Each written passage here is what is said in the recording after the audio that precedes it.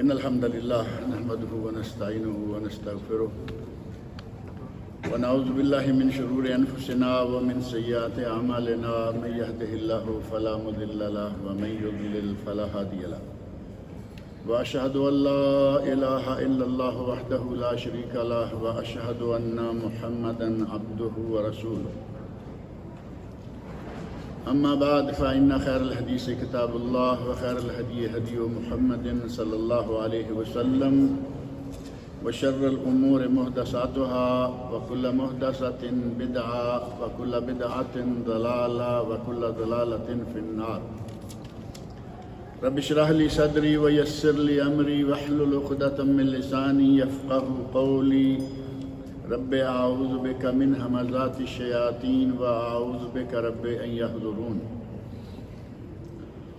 أعوذ بالله السميع العليم من الشيطان الرجيم وأذن في الناس بالحج يأتوك رجالا وعلى كل ضامر يأتين من كل فج عميق ليشهدوا منافع لهم ويذكروا اسم الله في أيام معلومات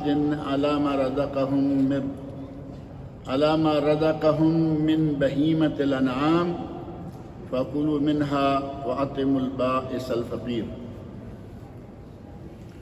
وقال وأطعموا القانع والمعتر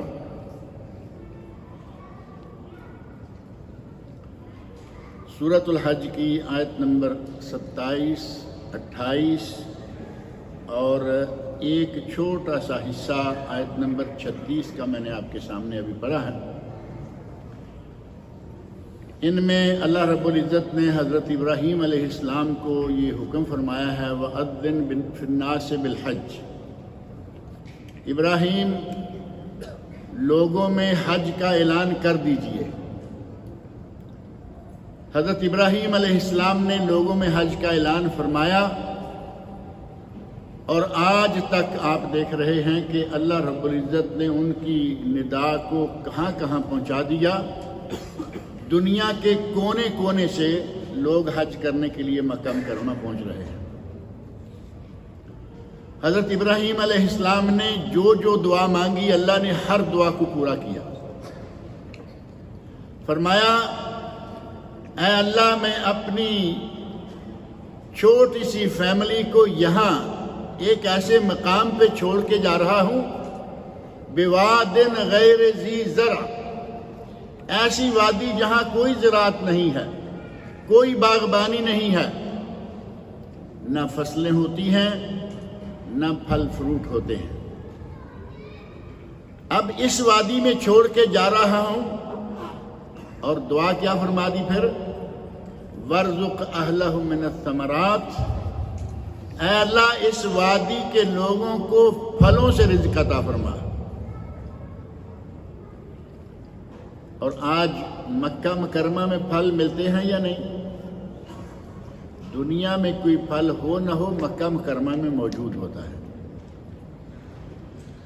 اور نبی اکرم صلی اللہ علیہ وسلم کے بارے میں اس وقت ابراہیم علیہ السلام دعا مانگ گئے وَابْعَثْ فِيهِمْ رَسُولًا مِّنْهُمْ، اے اللہ اس وادی کے لوگوں میں سے ان کے لیے رسول مبعوث فرما۔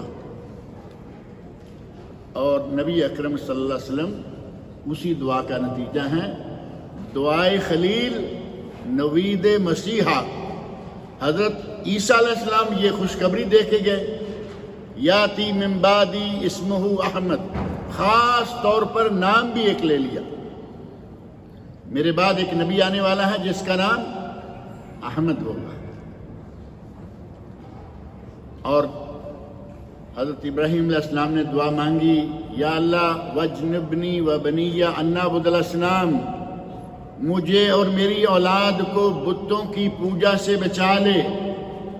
ابراہیم علیہ السلام تو بچے ہی ہوئے تھے، ایک بت ساز کی سمجھیں کہ فیکٹری کے مالک کے یہاں پیدا ہوئے، آذر بت بنا کے بیچا کرتا تھا۔ اللہ رب العزت نے بت شکن اس گھر میں پیدا کر دیا، اور وہ ابراہیم علیہ السلام، وہ کہاں بتوں کی پوجا کریں گے؟ دعا مانگی کہ میری اولاد بھی اسے بھی بتوں کی پوجا سے بچا۔ اللہ رب العزت نے ان کی اولاد کو بھی بتوں کی پوجا سے بچا کے رکھا. جو دعا کی اللہ نے ہر دعا قبول کی. اور اسی میں سے اس اعلان کی بھی آپ عظمت دیکھیں. ایک دعا یہ بھی فرمائی تھی کہ یا اللہ لوگوں کے دل اس خانہ کعبہ کی طرف جو بیت اللہ ہم نے تعمیر کیا ہے، لوگوں کے دل اس گھر کی طرف اور اس وادی کی طرف پھیر دے. آج کوئی آ سکے یا نہ آ سکے یہ تو ظاہر ہے کہ ہر کسی کے ہاتھ میں نہیں ہے نا کہ وہ مکہ پہنچ جائے. پیسہ ہونے کے باوجود جب تک اللہ توفیق نہ دے آدمی نہیں پہنچ سکتا. بعد بڑی بڑی دولتوں کے مالک ہیں، توفیق نہیں ہے، مکہ نہیں آئے. ساری عمر اسی طرح دنیا میں پیدا ہوئے، کماتے رہے، اپنے گھر والوں کے لیے چھوڑ کے دنیا سے سدھار گئے.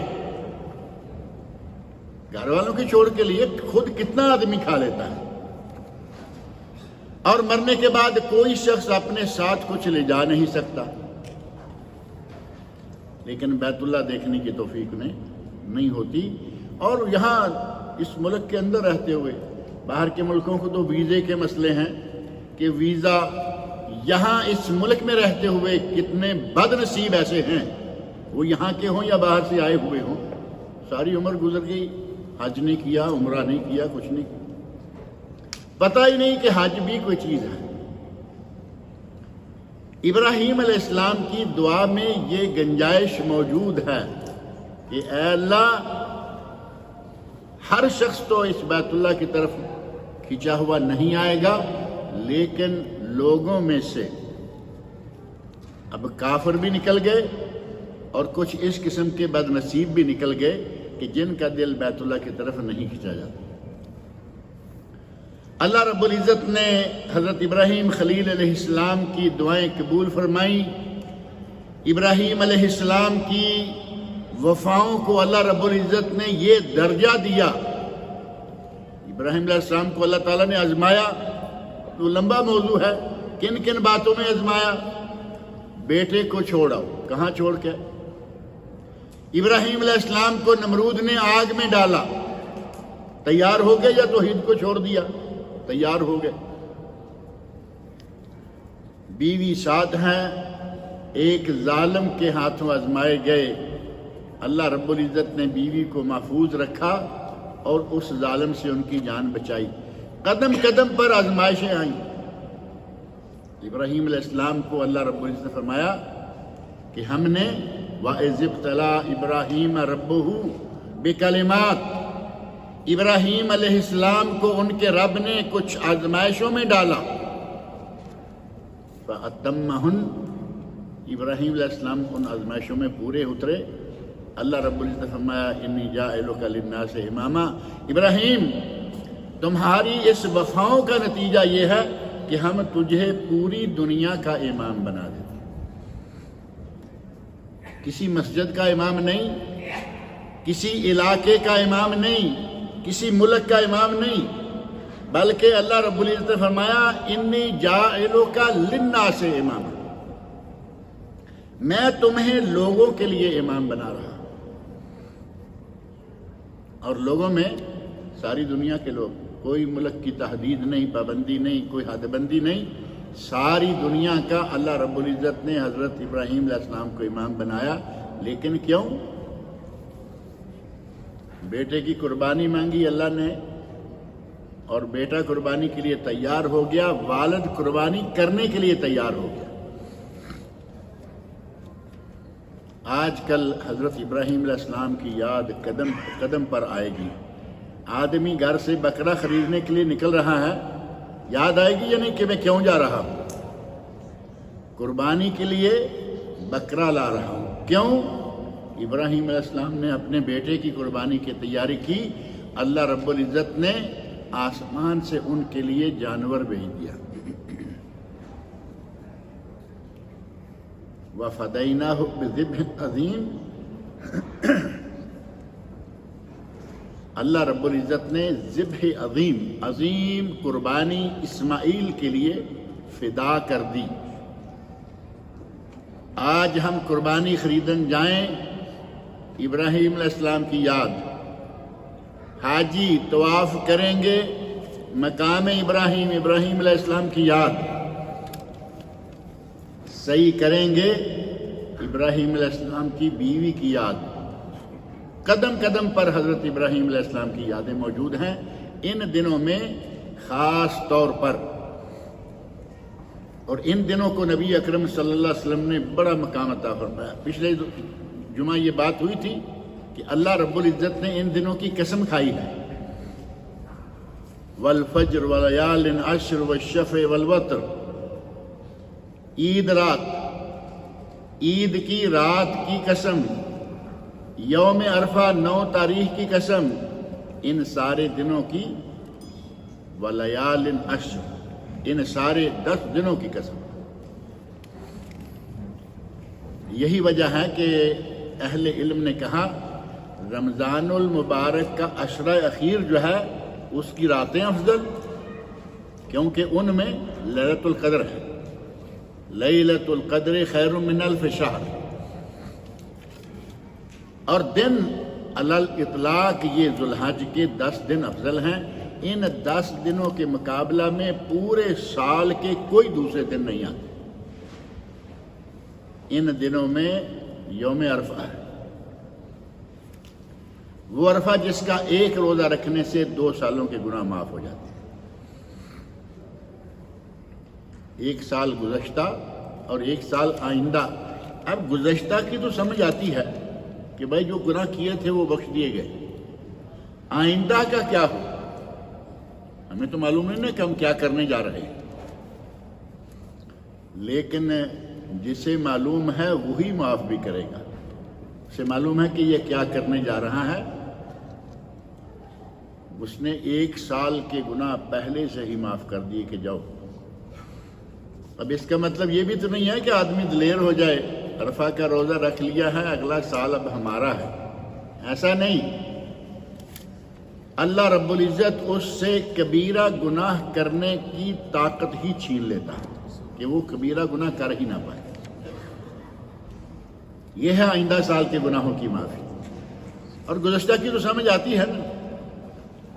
ان دنوں کو نبی اکرم صلی اللہ علیہ وسلم نے پورے سال کے تمام دنوں سے افضل قرار دیا اور فرمایا ما من ایام العمل الصالح فیہن، کوئی ایسے دن نہیں ہیں جن میں کیا گیا عمل ان دنوں میں کیے گئے عمل سے افضل ہو، احب الی اللہ من هذه الایام العشر، اللہ کو ان دنوں میں کیے گئے عمل سے زیادہ پیارا ہو کوئی ایسا دن نہیں ہے۔ اگر آپ 1 ریال ان دنوں میں خرچ کرتے ہیں، رمضان المبارک میں بھی وہ ریال خرچ کریں گے تو وہ ثواب نہیں ہوگا۔ اگر آپ ان دنوں میں مریض کی عیادت کرتے ہیں، رمضان میں بھی عیادت کریں گے وہ ثواب نہیں ہوگا۔ آپ ان دنوں میں 2 نفل پڑھتے ہیں، رمضان میں وہ 1 رات چھوڑ کے جو لیلۃ القدر ہے، رمضان میں بھی آپ وہ 2 رکعتیں پڑھیں گے، اس کا ثواب ان 2 رکعتوں کے برابر نہیں ہوگا۔ حتیٰ کہ نبی صلی اللہ علیہ وسلم فرمایا ما من ایام العمل الصالح فیہن، کوئی دن ایسا نہیں ہے کہ جس میں کیا گیا عمل ان دنوں کے عمل کے مقابلے میں آ جائے۔ اور تفصیلی حدیث آپ کے سامنے گزشتہ جمعہ میں رکھی گئی تھی، صحیح بخاری ابو داؤد کی حدیث ہے۔ صحابہ کہتے ہیں یا رسول اللہ جہاد بھی نہیں، فرمایا جہاد بھی نہیں۔ آپ اندازہ کرو کہ ان دنوں میں کیے گئے ہر عمل کو جہاد سے بھی افضل قرار دیا گیا، لیکن اگر ایک آدمی فرمایا الا رجل خرج بنفسه ومالہ، آدمی اپنے مال اور جان کے ساتھ میدان میں اترا، فلم یرجع من ذلک بشیء، اور دونوں میں سے کچھ واپس نہ لایا، مال بھی ختم اور جان بھی اللہ کی راہ میں قربان، اس آدمی کا عمل ان دنوں میں کیے گئے عمل سے زیادہ افضل ہے، ورنہ دوسرا کوئی عمل ان سے بہتر نہیں۔ لہذا کوشش کریں کہ ان دنوں میں بھاگ دوڑ کر کے، پہلے بھی ہم نمازیں تو پڑھتے ہی ہیں نا، لیکن ان دنوں میں کوشش کریں اشراق کی 2 رکعتیں پڑھ لی، 2 4 6 8 رکعتیں صلاۃ الضحیٰ جس کو نماز چاشت کہتے ہیں، 9 10 11 بجے یہ نماز پڑھ لیں، کم از کم فرض نمازیں پڑھیں پوری اور باجماعت پڑھ لیں، یہ بھی بہت بڑا عمل ہے۔ ہم فرض نمازیں تو پڑھتے ہیں یقیناً، لیکن کبھی آگے کبھی پیچھے، کبھی باجماعت کبھی بے جماعت۔ کوشش کریں کہ ان دنوں میں فرض نمازیں جو ہیں وہ باجماعت ادا ہوں۔ صحیح مسلم میں حدیث ہے، نبی اکرم صلی اللہ علیہ وسلم ارشاد فرماتے ہیں ما من امرئ مسلم تحضرہ صلاۃ مکتوبہ، اگر کسی مسلمان کو فرض نماز کا وقت پا لے، فرض نماز آ گئی اور اس نے کیا کیا، فیحسن وضوءها، اس نے بہترین طریقے سے وضو کیا، وخشوعها، پورے دل کے ساتھ اللہ کے ساتھ لو لگا کے اس نماز کو ادا کیا، ورکوعها، اس کے رکوع سجود پورے کیے۔ کوے کی طرح ٹھونگے مارنے یا مرغے کی طرح ٹھونگے مارنے کا انداز اختیار نہیں کیا، الا کانت کفارۃ لما قبلها من الذنوب، اس کے پہلے سارے گناہ اللہ تعالیٰ اس ایک نماز کے ذریعے معاف کر سکتے ہیں۔ ایک چھوٹی سی ساتھ شرط لگا دی، ما لم یوت کبیرتن، شرط یہ ہے کہ کبیرہ گناہ کا ارتکاب اس نے نہ کیا، قتل نہ کیا ہو، ڈاکہ نہ ڈالا ہو، زنا نہ کیا ہو۔ جتنے بھی کبیرہ گناہ ہیں ان کو چھوڑ کر ہر صغیرہ گناہ اللہ تعالیٰ معاف کر دیتا ہے۔ اور یہ صرف ایک دن کے لیے نہیں، وَذَلِكَ الدَّهْرَ كُلَّهُ، یہ ہمیشہ کے لیے ہے۔ اب ان دنوں میں اور ثواب بڑھ گیا، ہمیشہ کے لیے تو یہ ہے ہی ہے، ان دنوں میں آ کر اجر و ثواب جو ہے وہ اور بڑھ جائے گا۔ اور کوشش کریں کہ باجماعت بھی ہو اور صف اول بھی مل جائے۔ صف اول مل جائے تو نبی اکرم صلی اللہ علیہ وسلم کی ایک حدیث ہے، آپ ارشاد فرماتے ہیں کہ صف اول کے نمازیوں پر فرشتے رحمت کی دعائیں بھیجتے ہیں۔ صف اول کے نمازیوں پر فرشتے رحمتیں بھیجتے ہیں، بھیجتے اللہ کی طرف سے ہیں، دعائیں مانگتے ہیں کہ یا اللہ ان لوگوں پر رحمت فرما۔ کوشش کر کے صف اول میں آئیں، فرض نمازیں ادا کریں، اور قلبی یا بدنی یا مالی ہر طرح کی عبادت ادا کرنے کی کوشش کریں ان دنوں میں۔ قلبی عبادتیں کیا ہیں؟ دل میں اخلاص، مختصر اخلاص بہت ہی قیمتی چیز ہے۔ اگر اخلاص ہے تو عمل قبول، اور اگر اخلاص نہیں ہے تو عمل نامقبول بلکہ گناہ۔ اخلاص کا برعکس کیا ہے، اپوزٹ کیا ہے؟ ریاکاری۔ ریاکاری کو نبی صلی اللہ علیہ وسلم نے شرک اصغر، شرک قرار دیا لیکن چھوٹا۔ اب شرک جو ہے وہ تو ظاہر ہے کہ گناہ ہے، بہت بڑا گناہ ہے۔ نبی صلی اللہ علیہ وسلم نے ریاکاری کو، آدمی کسی بھی کام کے لیے ریاکاری کرے، گزشتہ جمعہ میں نے یہ بات ذکر کی تھی کہ آدمی حج کے لیے نکلتا ہے اور اس کا کوئی ایسا نہیں ہے کہ بھائی حج ادا کر لوں، یہ فرض ہے، اللہ رب العزت کا فریضہ ادا ہو جائے گا۔ اس کو اب دیکھنے میں آ رہا ہے کہ پورے محلے کے سارے لوگ حج کر چکے ہیں، میں رہ گیا ہوں، یہ میرے بارے میں کیا سوچ رہے ہوں گے، چلیے اس سال حج کر کے آ جاتے ہیں۔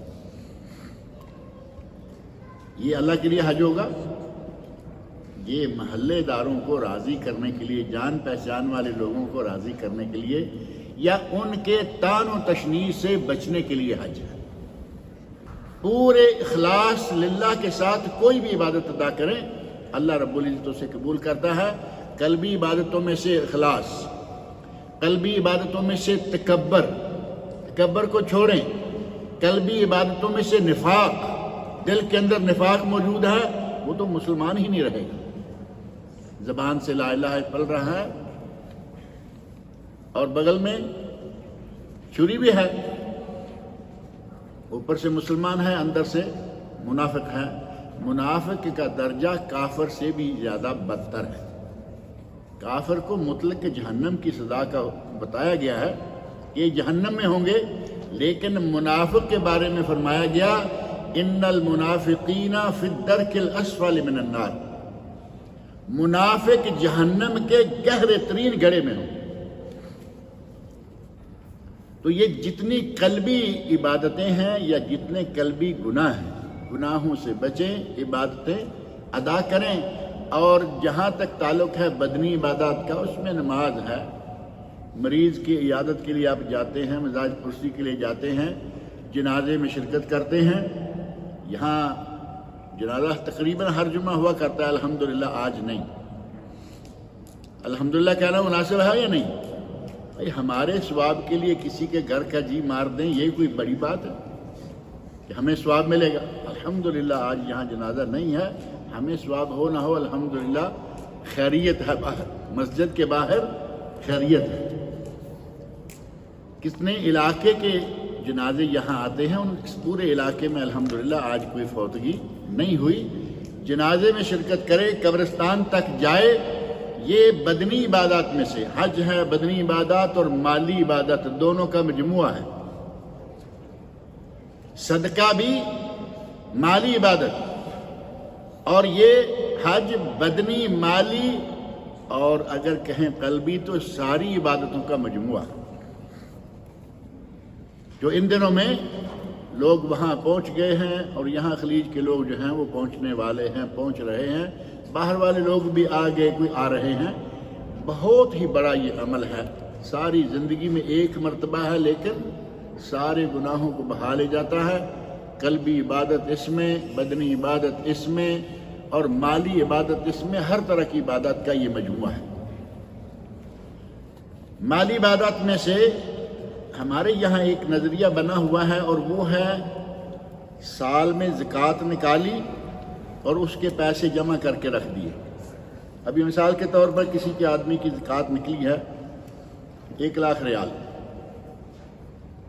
لوگوں کی الحمدللہ ملینز کے حساب سے زکوٰۃ نکلتی ہے، اللہ تعالیٰ ان کو اور دے، اور جن کے پاس کم ہے اللہ ان کو اور زیادہ دے۔ یہ تو ہمارے آپ کے سب کے کام کی بات تھی، 4 لوگوں کی آواز آئی آمین پر۔ میں نے کہا جن کے پاس ملینز زکوٰۃ نکلتی ہے اللہ ان کو دے، اور جن کے پاس کم ہے اللہ ان کو بھی دے۔ ابھی کام کچھ بات بنی ہے۔ جس کی زکوٰۃ میں مثال کے طور پر لیتا ہوں 1,00,000 نکلی ہے، 1,00,000 زکوٰۃ نکلی، اس نے ایک طرف رکھ دیے۔ اب ان میں سے 12 مہینے کی 1,000 کے حساب سے تنخواہ لگا دی فلاں کزن کی، وہ کزن لڑکی ہے، لڑکا ہے، بیوہ ہے، کوئی بھی ہے، اور اسی میں سے رکھا کہ اس سال ہمارے فلاں لوگ شادی کرنے والے ہیں اپنی بیٹی کی، اس کے لیے یہ ایک طرف کر دی۔ کبھی کبھی ہم سے سکول والے بھی کچھ مطالبہ کرتے ہیں کہ بھائی فیسیں لوگوں کی جن کی نہیں ہوتی، ان کی فیسیں ادا کرنے کے لیے ہمیں کچھ دے دو، اس کے لیے کچھ الگ کر کے رکھ لیا۔ اب یہ سال میں سے صرف ایک مرتبہ جو زکوٰۃ نکالی ہے یہ وہ ہے۔ اب 1,00,000 کو پورا سال اب جگہ جگہ بانٹیں گے، آپ یقین جانیں کہ ان جگہوں میں سے اگر میں کہوں کہ کوئی بھی جائز اور صحیح نہیں ہے، کیونکہ بنیادی طریقہ ہی صحیح نہیں ہے۔ آج آپ پر زکوٰۃ فرض ہو گئی، آج کل پرسوں ہفتہ 10 دن کے اندر زکوٰۃ نکال دیں، اپنے گھر سے، اپنے اکاؤنٹ سے، اپنی جیب سے نکال کے تقسیم کر دیں، یہ ہے طریقہ۔ اور اگر کسی نے کسی کی تنخواہ لگانی ہے تو اس کو اگلے سال کی زکوٰۃ نکالے، ایڈوانس زکوٰۃ نکالے، اس میں سے تنخواہ لگائے۔ مال اللہ کا ہے، اب تم خواہ دوسرے پہ اپنا زور ڈال رہے ہو کہ لو جی میں ان کو ہر مہینے تنخواہ دیتا ہوں۔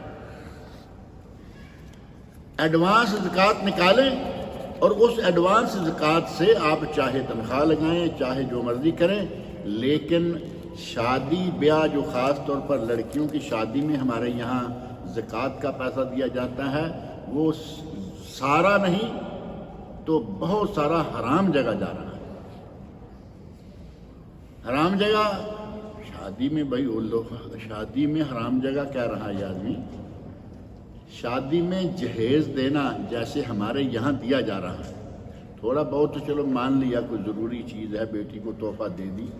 ہمارے یہاں سامنے والے مانگ رہے ہیں، بیٹے کو پڑھایا ہے، اتنی فیس ہم نے اتنے سالوں میں جمع تفریق کر کے رکھا ہوا ہے کہ اتنے لاکھ اتنے کروڑ ہم اس پہ خرچ کر چکے ہیں. اب وہ بیچارے اس کی پسلیوں سے نکالیں گے، اس کی ہڈیوں سے نکالیں گے. جس کی بیٹی، وہ بیٹی بھی دے رہا ہے، ساتھ ان کے بیٹے کو بھی خرید رہا ہے. بیٹا تو تم نے نیلامی رکھ دیا نا، جو زیادہ پیسے دے گے اسے ہم بیٹی دیں گے. سراسر غلط. اور بیٹی کے اس قسم کے جہیز کے لیے آپ زکوٰۃ دے رہے ہیں، آپ کی زکوٰۃ حرام حصے میں گئی. زکوٰۃ کے جو 8 مصارف ہیں وہ طے ہیں یا نہیں؟ سورۃ التوبہ آیت نمبر 60 کھول کر دیکھ لیں. 8 مصارف، ان میں جہیز کے لیے پیسہ دینا نہیں آتا. ان میں سکولوں کی فیسیں، اور خاص طور پر وہ سکول جہاں دینی تعلیم نہیں ہوتی. ایک ہیں عربی مدارس، عربی یہاں والے نہیں، ہمارے ملکوں والے. یہاں تو زیادہ تر ہیں سعودی عربی ہے نا. عربی مدارس جو دینی تعلیم دیتے ہیں ان میں زکوٰۃ لگتی ہے، اور جہاں فیسیں باقاعدہ لگتے ہیں، صرف انگریزی اور یہ اور وہ ہی پڑھایا جاتا ہے، اور جن کے پڑھے ہوئے لوگوں کو بول و براز کے آداب تک نہیں آتے، بابو بنتے ہیں، انگریز بن کے نکلتے ہیں، ان میں زکوٰۃ دینا سراسر حرام. ہمارے وہاں بھی زکوٰۃ جا رہی ہے. ایک سال میں اس زکوٰۃ سے کیا کیا کریں گے؟ لو جی، ہماری قبرستان کی دیوار گرنے کو قریب ہے، اس سال ہم وہ بھی صحیح کرا دیں گے زکوٰۃ کے پیسے سے. کیا وہاں فقراء مساکین ہی صرف دفن ہو رہے ہیں؟ وہاں کروڑ پتی بھی وہیں دفن ہو رہے ہیں، اور غریب فقیر مسکین بھی وہاں دفن ہو رہے ہیں. جیب سے بھی کبھی کوئی پیسہ نکال کے ان کاموں میں لگاؤ. یہ ہوتے ہیں رفائی کام. ان رفائی کاموں میں جیب سے لگائیں، زکوٰۃ ضائع نہ کریں. بہرحال ان دنوں میں زکوٰۃ تو نہیں، صدقہ بھی بہت بڑا عمل ہے اور وہ کرنا چاہیے. صدقہ ان اعمال میں سے ہے، اور کیسے؟ بڑے پوشیدہ انداز سے. یہ نہ ہو کہ حاجی صاحب اور چوری صاحب یہ لائے ہیں. کہیں بھی آپ خرچ کریں تو پوشیدہ. نبی صلی اللہ علیہ وسلم نے جو 7 لوگوں کے بارے میں فرمایا ہے، 7 یظلہم اللہ فی ظلہ یوم لا ظل الا ظلہ. 7 لوگوں کو اللہ اپنے سائے میں اس دن جگہ دے گا جس دن اللہ کے سائے کے سوا کوئی سایہ نہیں ہوگا. محشر کا دن. اس دن سائے میں جن 7 قسم کے لوگوں کو جگہ ملے گی، ان میں سے کون کون ہے؟ ایک یہ ہے جس نے صدقہ دیا، فَأَخْفَاهَا، اس صدقے کو اتنا چھپایا، حَتَّى لَا تَعْلَمُ شِمَالُهُ مَا أَنفَقَ يَمِينُهُ، اس کے بائیں ہاتھ کو پتہ نہیں کہ اس کے دائیں ہاتھ نے کیا دیا. صدقہ دینا، سامنے کو پکڑانا دائیں ہاتھ سے، بائیں ہاتھ کو پتہ نہ چلے. اب ہاتھ تو میرا ہی ہے نا، لیکن نبی اکرم صلی اللہ علیہ وسلم نے وہ انداز اختیار فرمایا کہ اتنا چھپاؤ کہ دائیں سے دو تو بائیں کو پتہ نہ چلے. اعلان نہ کرتے پھرو کہ نہ ہم نے اس مرتبہ یہ کر دیا، ہم نے یہ پہاڑ توڑ دیا، اور یہ چھپا کے صدقہ دو. اللہ رب العزت ایسے لوگوں کو محشر کے دن اس وقت سایہ عطا کرے گا جس دن کوئی دوسرا سایہ نہیں ہوگا. اور یہ 7 لوگ جو ہیں، ان 7 لوگوں کا تذکرہ کریں تو یہ 7 ہی ایک سے بڑھ کر ایک ہیں. بہت ہی بہترین لوگ ہیں. ایسے تو نہیں کہ محشر کا میدان ہوگا کوئی سایہ نہیں ہوگا. اگر سایہ ہوگا تو صرف اللہ کی عرش کا یا اللہ کا اپنا سایہ ہوگا اور اس میں وہ جگہ دے گا. ایسے ہی نہیں دے گا. ان میں سے ایک اپنے صدقے کو انتہائی طریقے سے چھپا کر دے گا. انہی دنوں میں ایک چیز ہے جو ہم یہاں گزشتہ جمعے میں یہ بات ذکر کی تھی کہ ہم بھولے ہوئے ہیں. ہمیں پتہ ہے کہ جب عید شروع ہوگی تو اللہ اکبر اللہ اکبر لا الہ الا اللہ. یہ کب سے شروع ہوتا ہے؟ ذی الحجہ کی پہلی تاریخ ہو گئی، اور ساتھ ہی یہ تکبیریں شروع ہو گئیں. گزشتہ جمعے یہ بات ذکر کی تھی کہ یہ ہے سنن مہجورہ، ان سنتوں میں سے جو چھوڑی گئیں، جو بھلا دی گئیں۔ چلتے پھرتے اپنے گھر میں، اپنے دفتر میں، اپنی گاڑی میں، جہاں اللہ تعالیٰ موقع دے، یاد آئے اللہ اکبر اللہ اکبر، لا الہ الا اللہ واللہ اکبر اللہ اکبر وللہ الحمد۔ یہ تکبیرات ہیں، ان تکبیرات کو پڑھتے رہیں موقع بموقع، جہاں بھی موقع ملے۔ اور ایک تکبیر کے بارے میں اس میں الفاظ ہیں اللہ اکبر اللہ اکبر اللہ اکبر، 2 مرتبہ کے بجائے 3 مرتبہ، جو بھی کرے کوئی حرج والی بات نہیں ہے، دونوں طریقہ سے یہ صحیح ہے۔ اور انہی دنوں میں کوشش کریں کہ یہ جو 9 دن ہیں، ان 9 دنوں میں روزہ رکھیں، 9 کے 9 دنوں میں روزہ رکھیں۔ اور روزے کا اجر و ثواب اتنا ہے کہ نبی اکرم صلی اللہ علیہ وسلم ارشاد فرماتے ہیں، جس آدمی نے روزہ رکھا، اگر ایک آدمی ما من عبد یصوم یوما فی سبیل اللہ، اگر کوئی آدمی اللہ کی راہ میں، اللہ کی خاطر، اللہ کی رضا کی خاطر، میڈیکل نہیں کہ مجھے کچھ پیٹ میں گڑبڑ ہے تو میں 2-4 روزے رکھتا ہوں تو ٹھیک ہو جاؤں گا، یہ میڈیکل روزہ نہیں، اس نے اللہ کی رضا کے لیے روزہ رکھا۔ اللہ کے نبی صلی اللہ علیہ وسلم فرماتے ہیں کہ اس کو کیا ملے گا؟ إِلَّا بَاعَدَ اللَّهُ بِذَلِكَ الْيَوْمَ وَجْهَهُ عَنِ النَّارِ 70 خَرِيفًا، صحیح بخاری اور صحیح مسلم کی حدیث ہے۔ اللہ اس کے چہرے کو جہنم سے اتنی دور لے جائے گا جتنی مسافت 70 سال میں طے کی جا سکتی، یعنی جہنم سے اللہ تعالیٰ اس بندے کو اتنا دور کر دے گا اگر کوئی ایک روزہ رکھتا ہے۔ ما من عبد یصوم، ایک روزہ۔ اور ان دنوں میں، جن دنوں میں ہر عمل ہی انتہائی افضل ہے، ان دنوں میں اگر ایک روزہ رکھیں گے تو پھر بہت ہی فضیلت والا عمل ہوگا۔ کوشش کریں کہ ان دنوں میں روزے رکھیں جتنے بھی ممکن ہوں، اور صدقے کا ان دنوں کے ساتھ خاص تعلق ہے، باقی دنوں میں بھی کرتے رہیں۔ نبی اکرم صلی اللہ علیہ وسلم کی ایک حدیث میں آپ ارشاد فرماتے ہیں کہ صبح ہوتی ہے تو اللہ تعالیٰ کے 2 فرشتوں میں سے ایک فرشتہ کہتا ہے اللہم آت منفقا خلفا، اے اللہ جو تیری راہ میں خرچ کرتا ہے اس کو نعم البدل عطا کر۔ 1 ریال خرچ کیا اس نے، اس کو بے شمار دے۔ خلفن کا معنی یہ نہیں کہ 2 دے دے، ان تلفن، اے اللہ جو اپنے مال کو مٹھی میں سنبھال کے، یعنی کسی کو دینے کے لیے تیار نہیں، ایسے نہیں بلکہ ایسے، کسی کو دینے کے لیے تیار نہیں، کیونکہ ایسا ہاتھ جو ہے اس سے یہ ہاتھ افضل ہے دینے والا۔ اللہم آتے منفقا خلفا، جو اللہ کی راہ میں خرچ کرے اسے بہت زیادہ دے۔ اور دوسرا کہتا ہے اللہم آتے ممسکا تلفا، اے اللہ جو اپنے مال پر سانپ بن کے بیٹھا رہتا ہے۔ میرا خیال یہ زیادہ اچھا ہے ترجمہ۔ اللہم آتے ممسکن، جو جیب سے نکالتا ہی نہیں، جیب کے اوپر سے ہاتھ ہی نہیں اٹھاتا، جیب یہ ہو یا بینک والی ہو، اس کے لیے کیا ہے؟ اللہم آتے ممسکن تلفن، اے اللہ اس کے مال کو تلف کر دے۔ تلف کرنے کا تو مرحلہ معنی سب کو آتا نا، یہ لو جی ساری گاڑی جو ہے ویسٹ ہو گئی، تلف، یہ ویسٹ ہے، ٹوٹل ویسٹ۔ اس کے فرشتہ کہتا ہے یا اللہ اس کے مال کو تو برباد کر دے کہ یہ تیری راہ میں خرچ ہی نہیں کرتا۔ ہمیں تو فرشتے کی اس بد دعا سے ڈرتے ہوئے بھی چاہیے کہ تھوڑا بہت خرچ کرتے رہیں۔ ہمارے یہاں رواج ذرا کم ہے، لیکن یہاں عربوں میں ایک رواج بہت اچھا ہے۔ ہمارے یہاں مجھے معلوم ہے بعض لوگوں کا پتہ چلتا رہتا ہے کہ ان کے یہاں ہے، سب تو ہمیشہ کبھی ایک جیسے نہیں ہوئے نا، ہاتھ کی انگلیاں برابر نہیں ہوتی۔ گھر کے اندر کوئی چھوٹا موٹا خزانہ ٹائپ چیز بچوں کے لیے، بڑوں کے لیے، ایک تو بچوں کے لیے ہوتا ہے اس کا اپنا ہے، جیب خرچ کے لیے اس میں پیسہ ڈالتے رہتا ہے کوئی نہ کوئی، اپنا پیسہ روز 1 ریال بچایا اس میں ڈال دیا، 2 بچائے ڈال دیے، کبھی ضرورت پڑی تو پھر اس کو توڑ کے نکالتے ہیں۔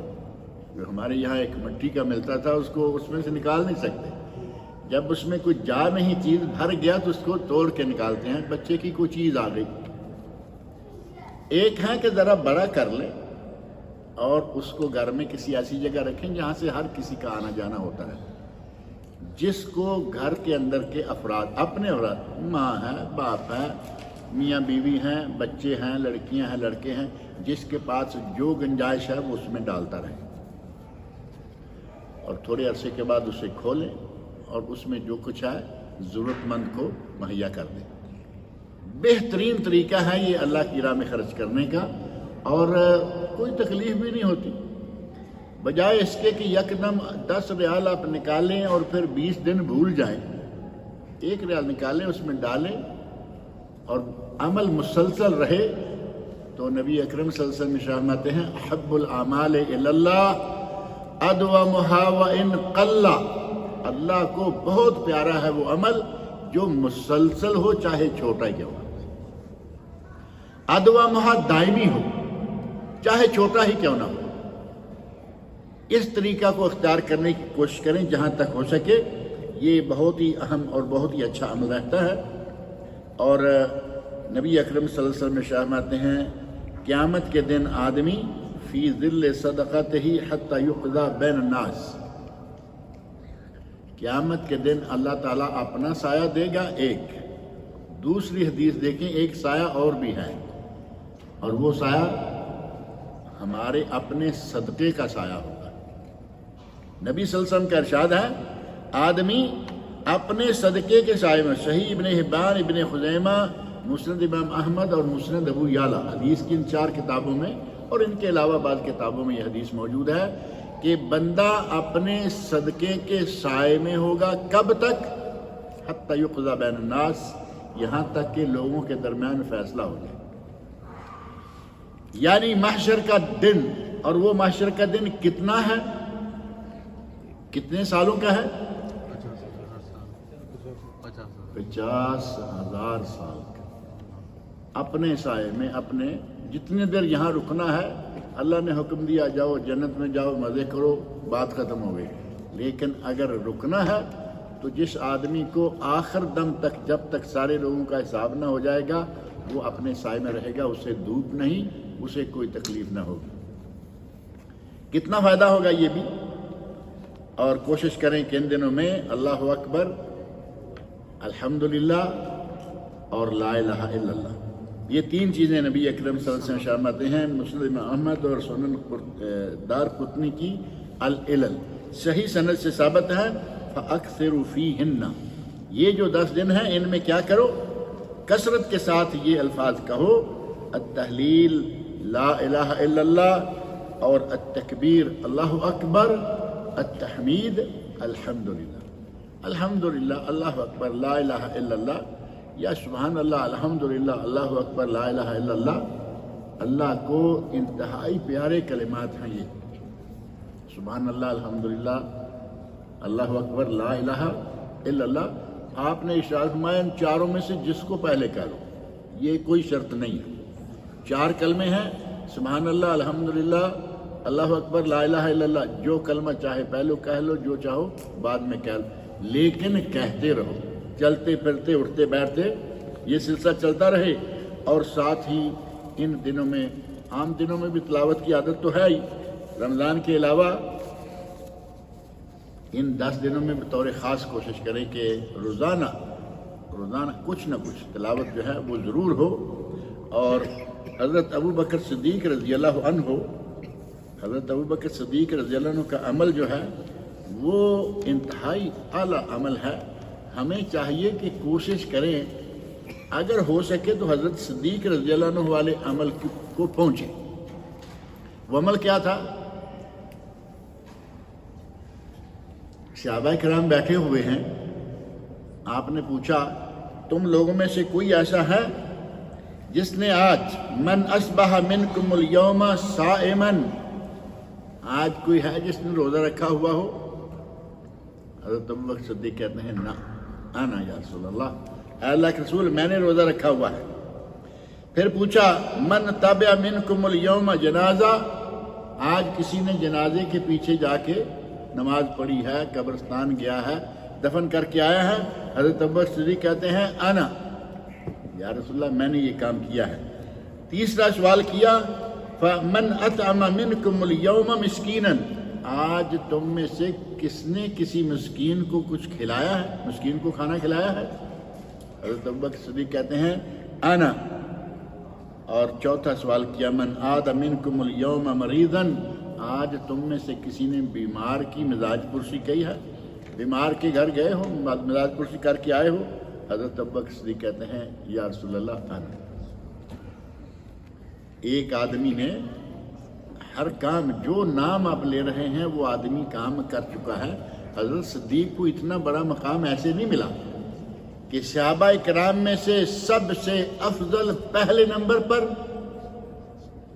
اور پوری دنیا کے لوگوں میں سے انبیاء کے بعد پہلے نمبر، وہ حضرت ابوبکر صدیق رضی اللہ عنہ ہیں. ہر کام کیا. نبی صلی اللہ علیہ وسلم نے فرمایا مجتمعنا فی امرئ الا دخل الجنہ، جس میں یہ چار چیزیں جمع ہو گئی، جس نے یہ چار کام کر لی. اب یہ نہیں کہ ہر وقت ہر روزانہ چار ہی ہوں، جو بھی کرتا رہے ثواب، لیکن اگر کسی میں چار جمع ہو جائیں تو سمجھے کہ وہ جنتی ہو گیا. ان دنوں میں لوگ قربانیاں خرید رہے ہیں، قربانیاں کرنے جا رہے ہیں. ناخن بال کا مسئلہ یہ تو سب کو معلوم ہی ہے نا کہ جس نے قربانی کرنی ہے، من اراد ان یضحی، جس نے قربانی کا ارادہ کر لیا ہے، یہ چاند نکلنے سے پہلے ناخن بال وغیرہ کاٹ لے. اس کے بعد ناخن بال اور بشرہ، یہ تیسری چیز جو ہے، اس کے بارے میں عموماً ہمارے یہاں کوئی کنسپٹ نہیں ہے کہ یہ کیا ہے. ہمارا زور ہے ناخن بالوں پر، جسم کے کوئی بھی بال ہیں اور ناخن یہ نہیں کاٹنا. اور جب موقع ملتا ہے نا، یہ بیٹھے ہوئے ہیں ایسے تھوڑا کیا، کچھ لوگوں کی یہ جگہ جو ہے بڑی سخت ہو چکی ہوتی ہے، تو یہ تھوڑا ٹوٹ گیا، پھر اس کو ڈول آرام سے نکال دیا. یہ ہے بشرہ. آپ یہ بھی نہیں نکال سکتے. اور کچھ لوگوں کو کام کے نتیجے میں یا بعض موسم ایسے ہوتے ہیں، سال میں ایک موسم ایسا آتا ہے کہ یہاں چھوٹے پیس اٹھتے ہیں، وہ چمڑے کے پیس ہوتے ہیں، کوئی اور چیز نہیں ہے، کوئی جڑیں نہیں نکل آئی. وہ جڑیں بھی نکلیں گی تو اندر سے نکلیں گی نا، چمڑا شمار ہوتا ہے، اس کو بھی نہیں چھیڑنا. ان 10 دنوں میں بڑے آرام سے رہیں، نہ ناخن، نہ بال اور نہ ہی چمڑا، کوئی چیز نہیں چھیڑنا. رہا مسئلہ قربانیوں کا، کیونکہ ان دنوں میں لوگ قربانیاں بھی خریدیں گے. کچھ لوگوں نے خرید لیں، باہر کے لوگوں نے تو خیر 4 6 مہینے سال رکھی ہوتی ہیں، پالتے ہیں، پیار کرتے ہیں، خدمت کرتے ہیں. اصل میں یہ ہے بڑا ہی ثواب. اب یہاں جو فلیٹ والا ہے وہ کیا کرے گا؟ یہاں تو وہ لا کے ایک دن بڑی مشکل سے گزارے گا، تو اتنا ہی کافی ہے. جتنی اللہ کسی کو توفیق دے، اس جانور کی خدمت کر کے بھی ثواب لیں. اور جانور کو ضرور، جو قربانی کا جانور ہے اس کو خریدنے سے پہلے ضرور یہ چیز دیکھ لیں کہ اس کی دونوں آنکھیں صحیح ہوں، اس کے چاروں پاؤں صحیح ہوں، لنگڑا نہ ہو، کانا نہ ہو. اندھا تو خیر ہوگا نہیں، اندھا ہوگا تو پتہ چلنا، کانا بھی نہ ہو. اور ساتھ ہی یہ کہ اس کے کان کٹے ہوئے نہ ہوں. کانوں کی 4 شکلیں، بلکہ اس سے بھی زیادہ، مقابلہ، مدابرہ، شرقہ، خرقہ. کان آگے سے بھی چرا ہوا نہ ہو، پیچھے سے بھی چرا ہوا نہ ہو، نیچے سے بھی کٹا ہوا ہوتا ہے نا، کئی چرا ہوا ہوتا ہے اور کئی کا کٹا ہوا ہوتا ہے. تو یہ 3 ہو گئی. اور ایک شکل ہے کہ نہ وہ شرقہ ہو گیا نیچے والا، اور خرقہ، کان کے اندر سوراخ ہے. کان تو ایسے چوڑا ہوتا ہے نا، یہاں ایک سوراخ ہے. ایک سوراخ بڑا باریک وہ ہے کہ جس میں کوئی ٹیگ وغیرہ لگایا گیا ہے. کوئی بات نہیں، وہ چونکہ پہچان کے لیے ہے. لیکن اگر ایسے انگلی کے برابر سوراخ نظر آ رہا ہے، وہ جانور نہ خریدیں، کیونکہ یہ نشانیاں تھیں کبھی. آج بھی کچھ نشانیاں ہوتی ہیں. کبھی یہ نشانیاں تھیں کہ یہ ہم نے فلاں بت کے نام کر دیا اب وہ کہیں بھاگا کہیں نکل گیا، لوگوں نے بیچا کھا گئے، قربانی کے لیے اس قسم کا جانور جو ہے وہ لینا جائز نہیں ہے۔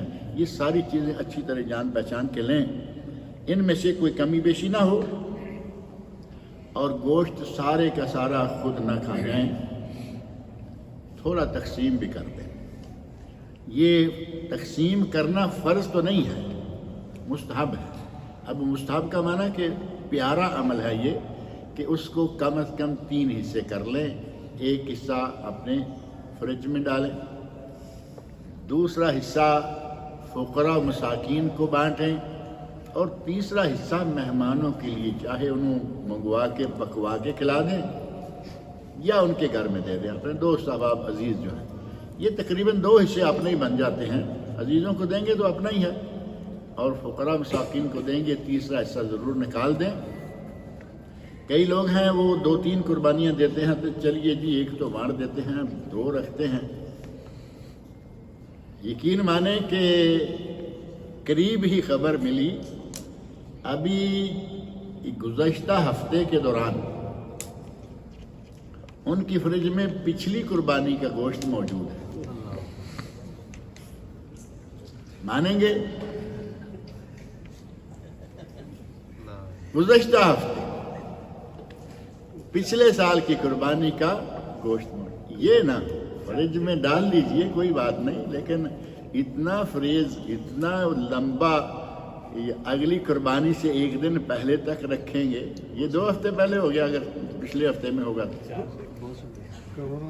تو تھوڑی کرونے کے دن تو نکل گئے نا، اب کرونا کہاں ہے، اب تو کرونا نہیں ہے، اللہ رب العزت نے اسے جان چھڑا دی ہے۔ یہی وجہ ہے کہ آپ دیکھیں سب بغیر ماسک کے بیٹھے ہوئے ہیں، کسی کو ضرورت ہے تو پہنے، نہیں تو کوئی نہیں، نہ ماسک رہے نہ توکل نہ رہا، ساری چیزیں ایسے آ رہے ہیں۔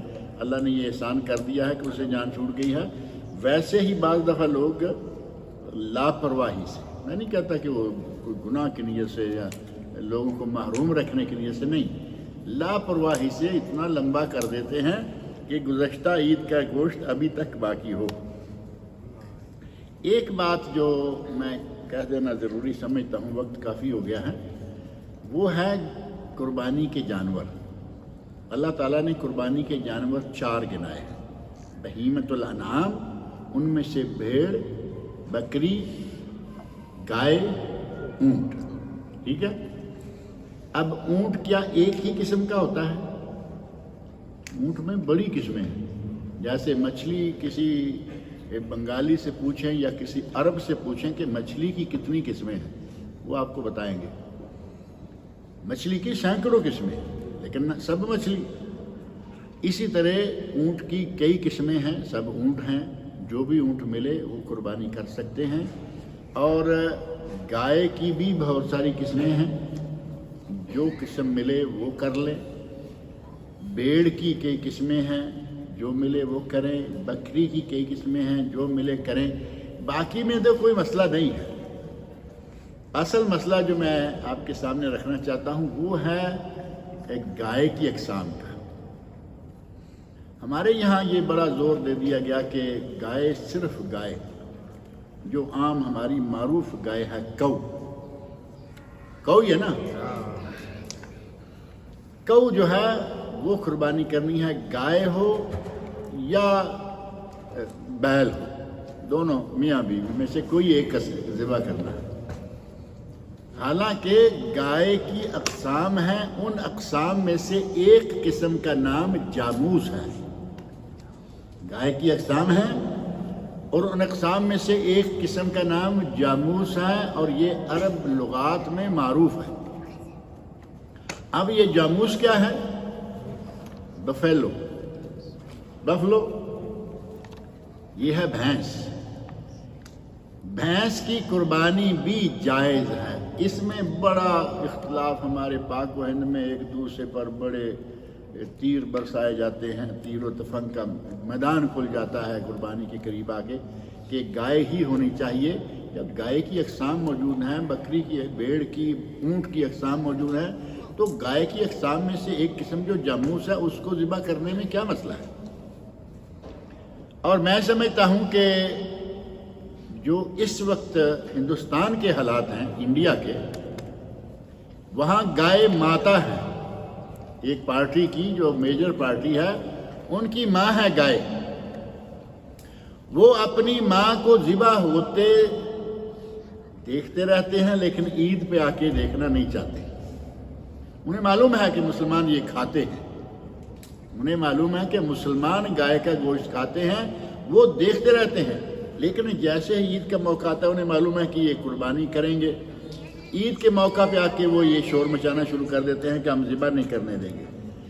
اسی کے نتیجہ میں دنگے اور فساد ہو جاتے ہیں، ہوتے ہیں یا نہیں؟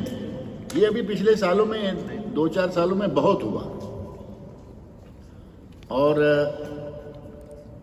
ایک مرتبہ ہندوستان کے ایک مسلمان لیڈر ہیں، انہوں نے بڑی زبردست باتیں کہا کہ جب ان کی ماں بازار میں بک رہی ہوتی ہے انہیں تکلیف نہیں ہوتی، ماں بک رہی ہے کوئی نہیں شور مچاتا، ماں کو خرید کے کوئی لے گیا، آج ہندو کے پاس تھی کل وہ مسلمان کے پاس، ماں کو بازار میں گھسیٹا جا رہا ہے کوئی نہیں شور مچاتا، ماں کے ساتھ سب کچھ بھی ہوتا رہے انہیں کوئی تکلیف نہیں، جب قربانی کرنے کی باری آتی ہے تو ان کے پیٹ میں مروڑ شروع ہو جاتے ہیں۔ اور یہ بات بھی معقول ہے، گائے بکتی ہے، خریدی جاتی ہے، لوگ بیچتے ہیں، خریدتے ہیں، یہ عجیب بات ہے۔ لیکن مذہبی فسادات، دنگے، لڑائی جھگڑے اگر صرف ایک چھوٹی سی بات پہ ختم ہو جائیں یا کم از کم اس مبارک موقع پہ ختم ہو جائیں تو کیا مناسب نہیں ہے کہ ہم گائے کی بجائے ان علاقوں میں جہاں ان کا زور ہے اور ان علاقوں میں جہاں دنگا فساد کا خطرہ رہتا ہے وہاں بجائے اس کے کہ آپ گائے ذبح کریں وہاں بھینس ذبح کر لیں۔ مصلحت کا تقاضا یہ ہے۔ اب رہا مسئلہ جو فتویٰ دیتے ہیں کہ بھینس کی قربانی ہوتی نہیں، اب ایسے حالات میں مردوں کی قربانی ہو جائے، انسانوں کی قربانی ہو جائے وہ ٹھیک ہے، لیکن بھینس کو قربان نہیں کرنا کیونکہ بھینس کی قربانی ہوتی نہیں۔ یہ فتویٰ یقیناً ہے، یہ اختلاف یقیناً ہے، لیکن بہت محققانہ بات جو بعض اہل علم نے ساری تحقیقات سے ذکر کی ہے وہ یہ ہے کہ بھینس گائے کی اقسام میں سے ہے۔ عربی کی ڈکشنریز ہیں ان کو کھول کے دیکھیں، بھینس کو گائے کی اقسام میں سے شمار کیا گیا ہوگا، اور قربانی کا وقت آتا ہے تو پھر بھینس جو ہے وہ کسی اور طرف لے جاتے ہیں۔ ایسا نہیں ہے، بھینس کی قربانی کر لیں، خاص طور پر ایسے موقعوں پہ تو فسادات اور دنگوں سے بچنے کے لیے بھینس کی قربانی کی جا سکتی ہے۔ اللہ تعالیٰ مجھے اور آپ سب لوگوں کو نیک عمل کی توفیق عطا فرمائے۔ عید الفطر کپڑے خرید کر دیے ہیں اور عید الاضحیٰ میں میں نے کپڑے زیادہ تیاری نہیں کرتے ہیں تو کیا صحیح ہے؟ کوئی بات نہیں، عید الفطر میں اور خرچے نہیں ہوتے تو کپڑے خرید لیے، عید الاضحیٰ پہ بکرے بھی لینے ہوتے ہیں، کپڑے نہ خریدے عید الفطر والے پہن لیے یا تھوڑے گزارے لائق کر لیے، اس میں انشاءاللہ کوئی حرج والی بات نہیں ہے۔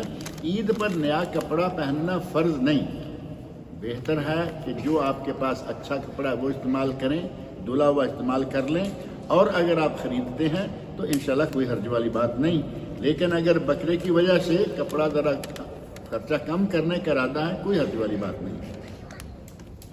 اگر بھائی لوگ وراثت میں بہنوں کا حصہ نہ دیں تو میں اپنے حصہ سے جو تناسب بنتا ہے دے کر بری ہو سکتا ہوں؟ بالکل ایسے ہے، آپ کے بھائیوں نے بہنوں کا حصہ نہیں نکالا، آپ کو یہ معلوم ہے کہ میرا حصہ کتنا بنتا ہے، اور میرے حصے میں سے اگر نکالا جاتا بہنوں کا تو اتنا بنتا تھا، آپ اتنا اپنی بہنوں کو دے دیں، اور جو بھائی نہیں دے رہے دینے پر دنگا اور فساد کرنے پر تیار ہیں، لڑائیاں قتل و غارت تک ہو جاتی ہے، جن کے ذرا پیسے زمینیں وغیرہ زیادہ ہوتی ہیں، اگر وہ نہیں دیتے تو کوئی بات نہیں، آپ اپنا حصہ ادا کر بری ذمہ ہو سکتے ہیں۔ قربانی کرنے والے بال ناخن کٹوائیں تو اس کا کوئی کفارہ دینا ہوگا، یعنی ذوالحج کو 1 ذوالحج کو، یعنی چاند نکل جانے کے بعد پہلی ذوالحج کو کفارہ کوئی نہیں ہے، آگے رک جائے، باقی دن رک جائے، کفارے والی کوئی بات ایسی ثابت نہیں ہے، لیکن بہتر تھا کہ آپ ہوش میں ہوتے، قربانی کرنی ہے، اتنا پیسہ خرچ کر کے بکرے کے لیے رکھا ہوا ہے اور اتنا ہوش نہیں ہے کہ آج چاند ہو سکتا ہے۔ 29 تاریخ کو توقع ہوتی ہے نا کہ صبح چاند ہو جائے گا، رات کو چاند نظر آ جائے گا۔ اب ہمارا پرابلم یہ ہے کہ ہم عربی تاریخ سے تو چلتے ہی نہیں نا، ہم چل رہے ہوتے ہیں جنوری فروری میں اور ہمیں وہ پتہ نہیں چلتا کہ آج 29 ہے یا کیا ہے۔ کوشش کرنی چاہیے کہ 29 ذوالقعدہ سے شام سے پہلے پہلے ان کاموں سے فارغ ہو جائیں۔ چاند ہو گیا الحمدللہ، نہیں ہوا اگلا دن پھر آپ کو مل گیا۔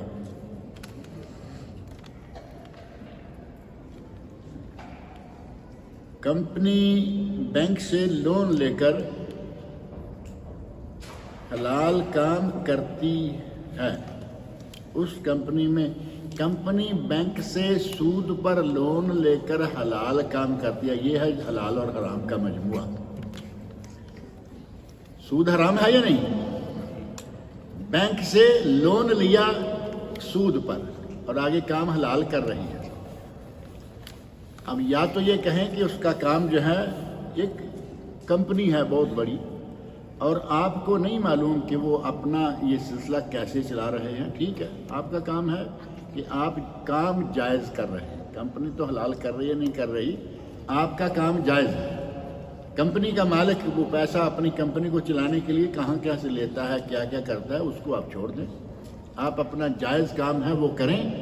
اور اگر کو آپ سمجھتے ہیں کہ میں اور میرے ساتھ 2-3 ہی لوگ ہیں اور یہ سارے کا سارا کام جو ہے یہ اب شروع ہوا ہے، سارے کا سارا بینک سے سود لے کر شروع کیا ہے، اس کمپنی میں کام کرنا کریں، اللہ تعالیٰ کہیں سے آپ کو حلال مال عطا فرمائے گا انشاءاللہ۔